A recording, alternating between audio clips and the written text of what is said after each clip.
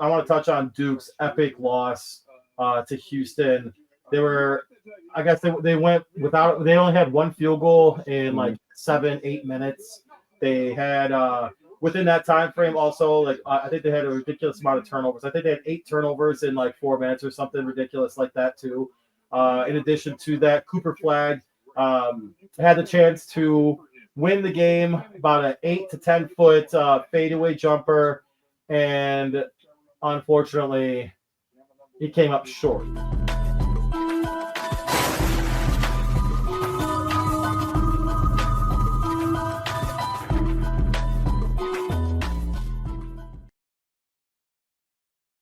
Cooper Flagg won Player of the Year. Mm-hmm. He's one of the best college players in recent history.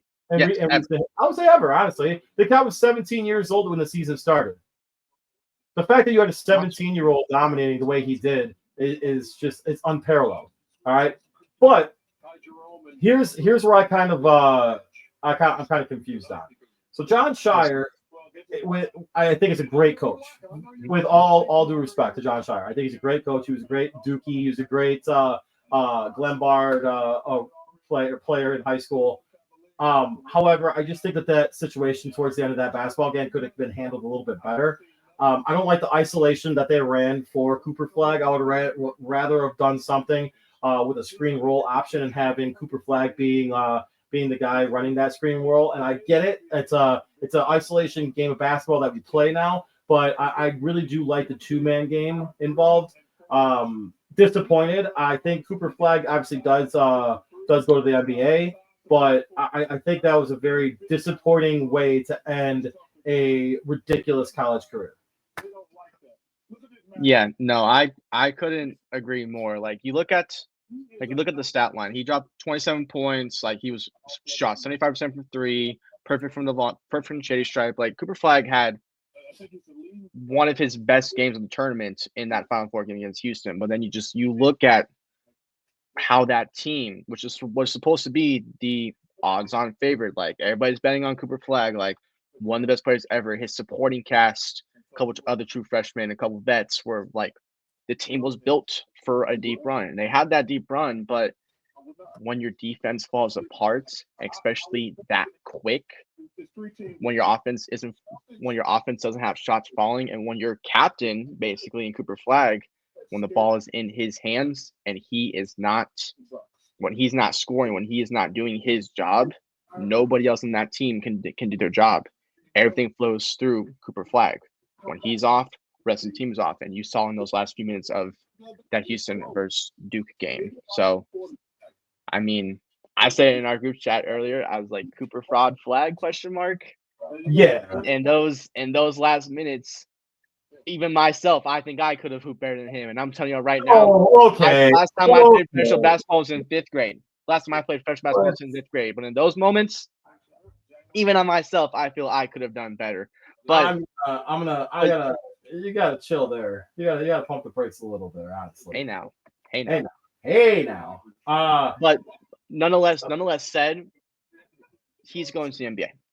He's the number one overall pick. There's a reason why a lot of teams, including your own Chicago Bulls, for a while, are trying to tank because they want Cooper Flagg.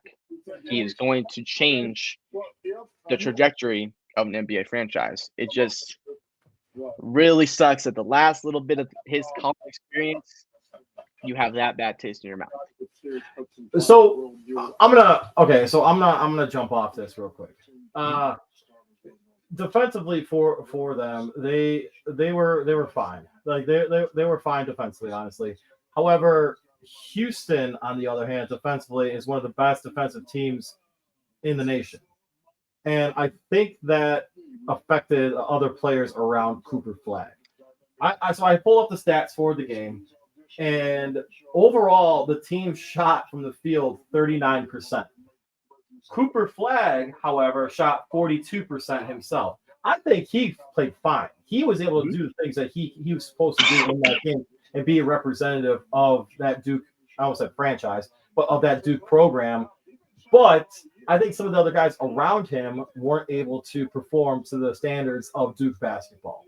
Because Houston, all credit to Houston for this game, because they played absolute lights out defense, and that's what they do the entire time. Basically, it was a situation where, all right, Cooper Flagg's going to score his points. We're going to lock everyone else down. And 27 was not enough in this case.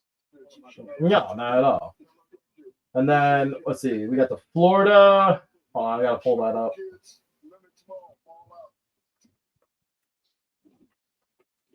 I can't remember off the top of my head who they played. It was Duke, Houston, Florida, and I don't know why I'm blanking. I don't know why I'm blanking right now. But wow. This is what happens when I didn't have my laptop ready to go. Auburn. Thank you. The overall number 1 seed. Yeah, the actual best team. What are we talking about? Forgetting like an SEC team doesn't exist. Okay, but silly us. Yeah, but let's relax with Auburn. Let's relax with Auburn too, though, because while albeit they had their absolute historically best season of their whole entire being, I just don't really. Off the top of my head, I can't tell you about any players on that team. I'm not even kidding. Like I can't even just sit here and like name anybody. I watched the game. I can tell you Johnny Broom, because he's also going to go to the league and he's also going to be great. But I mean, you had some 25-year-old the team. I mean, yeah, am I a full college basketball watcher? When it comes to SEC, not really. But I mean, you're not wrong. It's a very, very veteran team. Auburn is the definition of, hey, you want to see what NIL can do? Look at the age. Look at the age of our roster. Don't think a single player was under the age of 23. Like, it's old. Experience matters. Here we go. No, all right. So I just found that game's box score. So here we go to Houston. Not Houston. We'll go to Auburn real quick. All right. So who are you talking about? I'm sorry. Yeah, they got that too. Number 4, Janai Broom. This is the only player that I actually knew something before the season started about, because he was one of the big transfers of last year's whole NIL. I mean, he played well. He played pretty well. Chad Baker and Mazzaro played.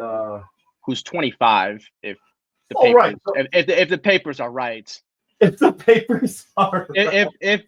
If the papers are real, he is 25 going on 26. But hey, Hey man, grown man amongst boys, right? Grown man amongst boys. Average age is higher than some NBA teams, but hey, NIL money. But the NIL money had to be good. Well, not only that, but you also still have I think you still have super seniors that are in there from the COVID years. So you still have a lot of these teams that made a deep run. It is what it is, man. It is what it is. So mid-majors can't get no happiness no more. All right, so I'm gonna jump to Florida real quick. Mm-hmm. So can I talk about my boy, the guy that was hitting shots and shooting a little Curry-esque? Do you know what I'm talking about over there, Si? Let me know. Walter Clayton.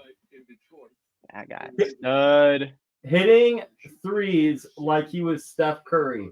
Hitting off of screens, coming off of double highs. That guy was just doing some absolute work. And honestly, he probably played the best basketball of his entire career. His draft stock. So we're going to talk about the NFL draft shortly, but his draft stock suddenly skyrocketed because of this tournament.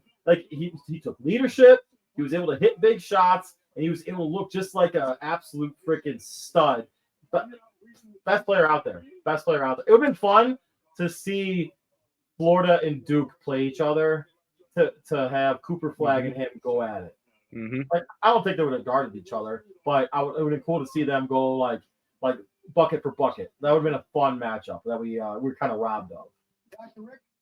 You are not wrong. Dropping 34 against Auburn, come on.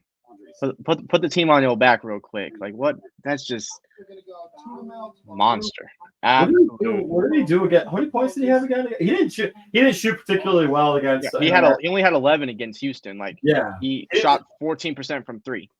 He shot 3 for 10 from the field. But then you look at the underlying numbers, and I see 5 rebounds, 7 assists, got a steal, got a block. Only 3 turnovers. Which he said, don't score, gotcha. Give it to my boys. Let them do the work.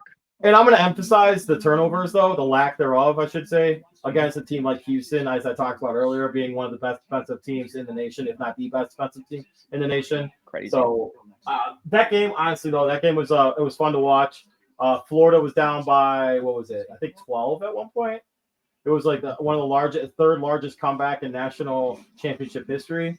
And dude, it was I don't know if you wait, you're not even allowed to bet. Wait, are you allowed? Yeah, you are. I am. Yes, bro. I can bet. We can bet. No, I didn't know if it was because you're in Texas.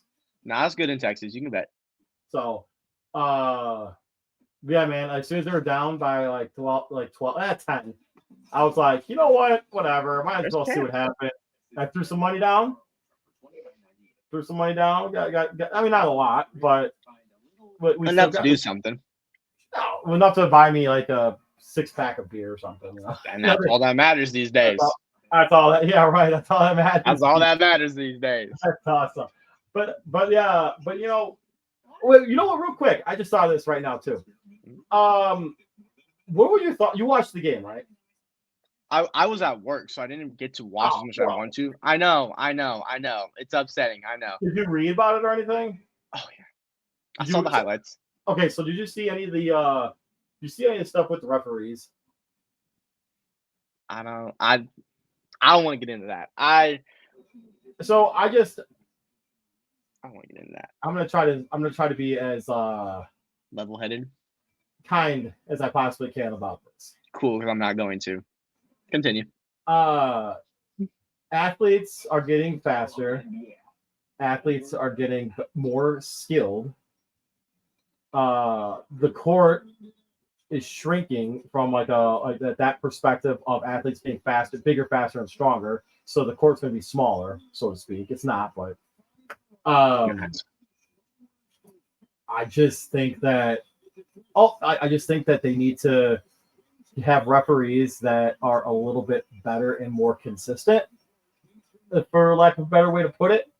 I think that the replay system needs to change also, because with a minute left in the game, having to stop a game for multiple times is giving teams timeouts that they shouldn't have. Like I get you want to get, and I get that you want to get everything right because betting is involved and money is everywhere with it. I just don't think from a pure purity of the game standpoint, I know this is like basically old man yelling at a cloud right now. I would much rather it be a consistently called game. And if the human element of missing a call is there, just let it be and stop with just the bullshit of all of it. Let him play. Let him play. That's it. I thought you were gonna be. Nah. I don't need. We don't. I'm just responding to what you were just talking about. Just let him play. Exactly. These nuts. We call it a ref job, and why? Just hear me out. Why are we having this on the biggest stage of the game, where you have the most eyes on your sport out of the whole entire year? Why are you letting the refs control the game?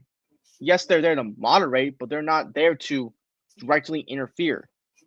Let them play. If they miss a call, oh well, they missed a call. Just play. And I think we get this from any game, though, but from any large game on a grand scale, though. We're gonna see this. We saw it in the Super Bowl. We'll see it. Right, exactly. It is the biggest stage for refs too. They get a nice little stipend off that. But we're gonna see it in the NBA Finals. We're gonna see it missed calls from umps in the World Series. I mean, not from Angel Hernandez because his ass is gone. But thank God. But I just think that, and I totally get what you're saying, but I almost want it to be less restrictive to the players. You know what I'm saying? Like, I guess that's probably the best way to put it. Don't I don't want to say don't call violations and stuff like that. That's not what I'm getting at, because Just be a little more lenient. Be a little bit more lenient, I guess, with the fouls and things like that. Like let the tempers flare a little bit. Let's meat head it up somewhat, and let's have some fun.